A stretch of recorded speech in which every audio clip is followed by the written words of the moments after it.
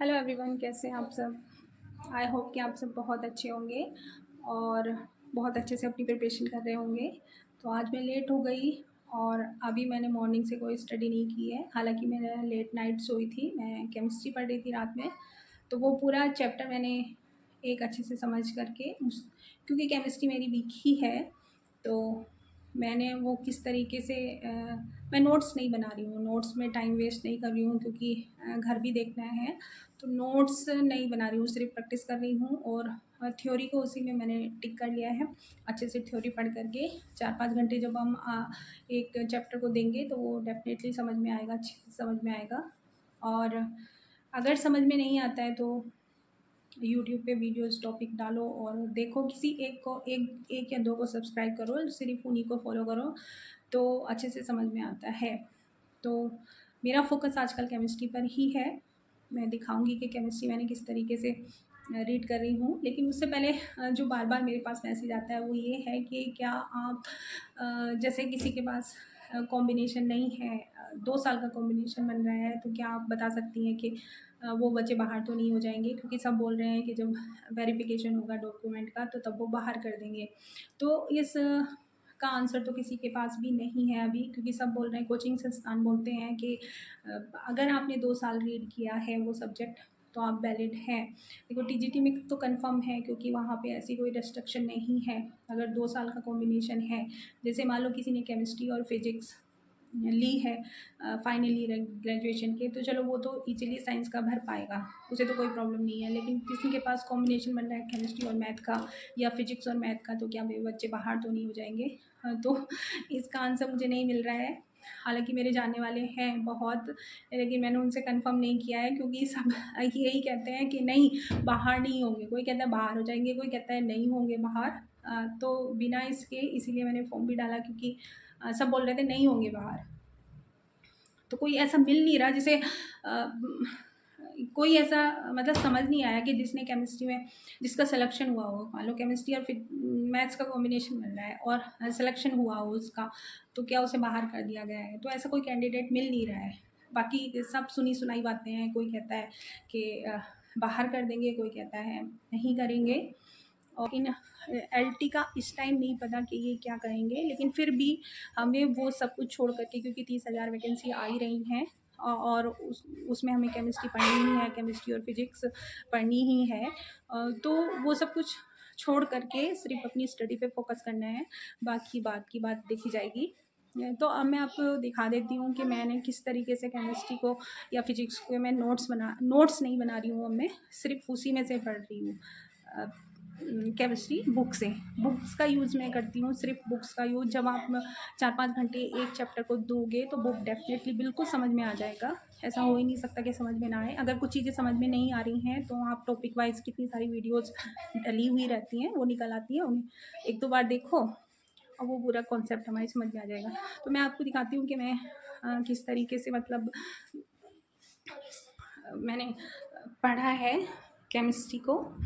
ये मेरे पास बुक है, मैंने ये कहीं से मंगाई थी, तो मेरे पास ये बुक्स है और अच्छी बुक है। जब आप इसे पढ़ेंगे, सबसे पहले तो मेरा पर्पस था कि मैं, क्योंकि जब तक ये समझ में नहीं आएगी ना, मैंने 2-3 घंटे दिए इसको समझा अच्छे से। देखो केमिस्ट्री में सबसे पहले तो यही समझ में जब तक नहीं आती, आधा बेस तो यही है। पीरियडिक टेबल जो है वो बेस है केमिस्ट्री का, तो आधा बेस तो यही है।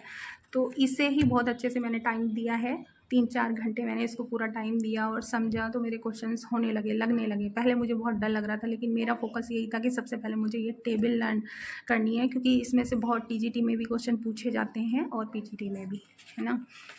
तो ये है। और ये लर्न किया। उसके बाद मैंने चैप्टर निकाला है ये एटॉमिक स्ट्रक्चर। तो एटॉमिक स्ट्रक्चर में नोट्स नहीं बना रही हूँ, सिर्फ जैसे ये डाल्टन का सिद्धांत है, ये है ना, थ्योरी है, एटॉमिक थ्योरी डाल्टन की। तो इसमें मैंने इसी में निशान लगा लिए कि मुझे क्या क्या लर्न करना है, ठीक है। हालांकि ये फिजिक्स में भी है चैप्टर, तो मैंने फिजिक्स में भी वहाँ पढ़ा है, तो इसमें मुझे कोई प्रॉब्लम नहीं हुई इस चैप्टर में। तो बस निशान लगा लिए कि जैसे ये पॉइंट है तो कैसे हैं मोज़ले का, ये भी उसमें पढ़ते हैं फिजिक्स में। फिर इसके क्वेश्चंस निकालने, जैसे आप थ्योरी पढ़ो, जैसे हम थ्योरी पढ़ते हैं, थ्योरी के बाद हमसे क्वेश्चंस नहीं बनते, तो सबसे पहले एग्जाम्पल निकालो। ये बेस्ट तरीका होता है बुक पढ़ने का। जैसे थ्योरी पढ़ी, आधी समझ में आई, आधी नहीं आई, तो फिर उसके बाद क्वेश्चंस निकालने शुरू किए, उसमें क्वेश्चंस कैसे पूछ रहा है वो, और पीछे के एग्जाम्पल निकाले, है ना। फिर उसके बाद ये क्वेश्चंस दिए रहते हैं,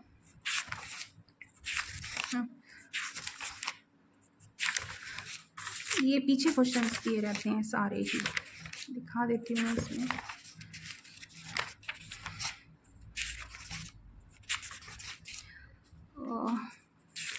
एग्जाम्पल दिए, देखो ये क्वेश्चंस दिए रहते हैं। तो जैसे हमने डाल्टन की थ्योरी पढ़ी है ना, एटॉमिक थ्योरी पढ़ी है उसकी, तो इससे रिलेटेड जितने भी क्वेश्चंस बन रहे हैं इसमें पढ़ रहे हैं, तो वो निकालेंगे, सबसे पहले वो निकालेंगे, तो थ्योरी अपने आप माइंड में सेट होती चली जाएगी। फिर उसके बाद जैसे हमने ये इसके बाद मैंने ये रीड किया पूरा क्वांटम नंबर, तो मुझे तो नया तो कुछ नहीं लग रहा था, क्योंकि इंटरमीडिएट में तो पढ़ाई है।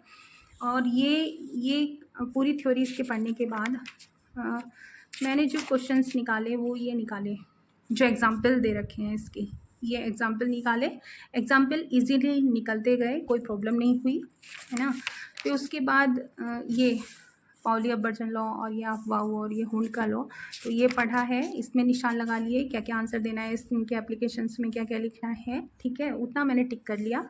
और एक दो एग्जाम्पल बस उसका दे देंगे। फिर N+L लॉ है, इसके अकॉर्डिंगली कैसे हम इलेक्ट्रॉनिक विन्यास निकाल सकते हैं वो है। तो सबसे पहले तो इसे इलेक्ट्रॉनिक विन्यास निकालने के लिए सबसे पहले तो पीरियडिक टेबल लर्न होनी चाहिए। यानी पीरियडिक टेबल का मतलब है कि उसके एटॉमिक नंबर सबके हमें याद होने चाहिए, एटॉमिक नंबर और एटॉमिक मास। तो वो धीरे धीरे, जब पहले सारे इकट्ठे नहीं लर्न करने, एक दो करो, लर्न करो, और फिर उसके बाद क्वेश्चंस निकालना शुरू करो। तो ये क्वेश्चंस निकाले मैंने ना, ये सारे क्वेश्चंस इजीली होते चले गए ऐसे ये। फिर इसके बाद मैं धीरे धीरे करके इसके बाद इसके ये निकालूंगी, ये एग्जाम्पल, ठीक है। और फिर ये इसमें इतने सारे ये दे रखे हैं, ऑब्जेक्टिव क्वेश्चंस दे रखे हैं, तो ये निकालेंगे तो अपने आप थ्योरी फिर समझ में आने लगेगी, फिर थ्योरी इजीली समझ में आने लगेगी। कितने क्वेश्चंस दे रखे हैं, देखो बुक से ही कितने क्वेश्चंस दे रखे हैं। तो ये बेस्ट तरीका होता है, देखो बुक से पढ़ने का बेस्ट तरीका है। पहले प्रीलिम्स की तैयारी करनी है और टीजीटी और पीजीटी भी देना है। पीजीटी में तो सीट्स बहुत कम हैं, तो टीजीटी पे फोकस है यहाँ मेरा, तो इसलिए केमिस्ट्री तो पढ़नी ही है। तो इसलिए मैं ये क्वेश्चंस निकाल लें, इसके एक दो क्वेश्चंस देखे, फिर और टॉपिक लिया तो उसके क्वेश्चंस देखे, एटॉमिक नंबर फिर बनने लगे आराम से। फिर उसके बाद ये क्वेश्चंस निकाले कुछ, तो पूरा चैप्टर ये पूरे अच्छे से समझ में आ गया। मतलब 4-5 घंटे जब एक चैप्टर को देंगे तो वो अच्छे से समझ में आएगा।